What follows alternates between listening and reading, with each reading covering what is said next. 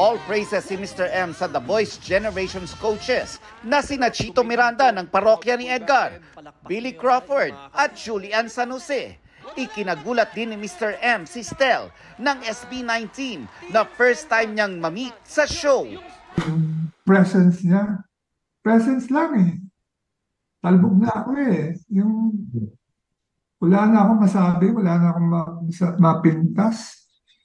Yung pag kumanta niya, siya, paggalaw niya, that's a star. Stars still.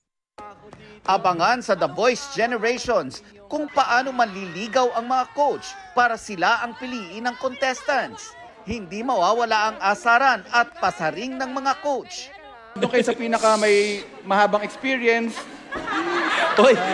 Isa ka ba? Mas exciting pa ito, lalo na kung 4 chairs ang nag-turn.